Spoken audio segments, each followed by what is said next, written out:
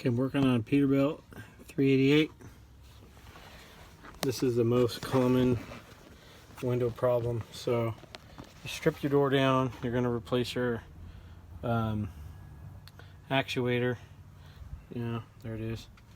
So you plug in your switch, turn the ignition on. Instead of replacing it, you need somebody smart enough to reverse engineer what's going on here. So specifically, if you look, there's a lot of oxidation, a little corrosion. It's because the door doesn't have adequate ventilation. GM had this problem, Ford had this problem.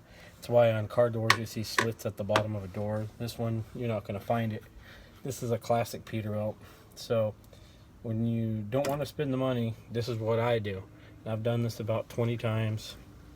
So I'm holding the switch, window ain't working. Okay.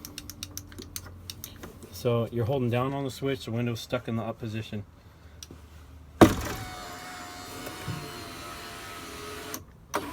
I know what you're thinking. This is a bunch of crap, right?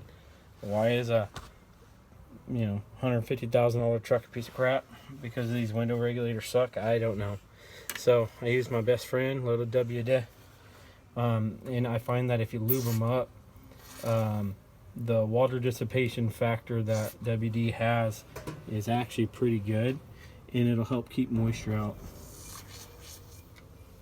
So what I essentially do is lubricate thoroughly, and it honestly does get rid of a lot of problems, because a lot of times what happens is the motor will top out or bottom out, which causes a lot of internal stress under the worm drive gear in here and cause it to jam.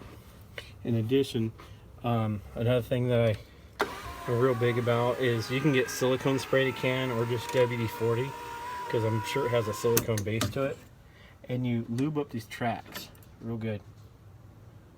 When you lube them up, the motor will actually lift easier even once it's dry. And I do this on a lot of different trucks.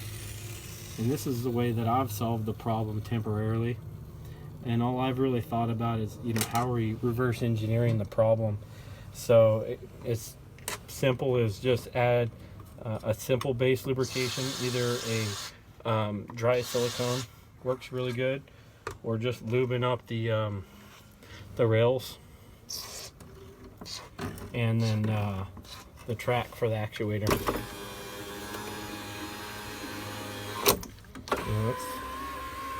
That's all we do. So top it out, bottom out, lube it up real good, put it back together, return that $400 to $600 window actuator, because the Chinese ones ain't any better. Yeah, you do this a few times.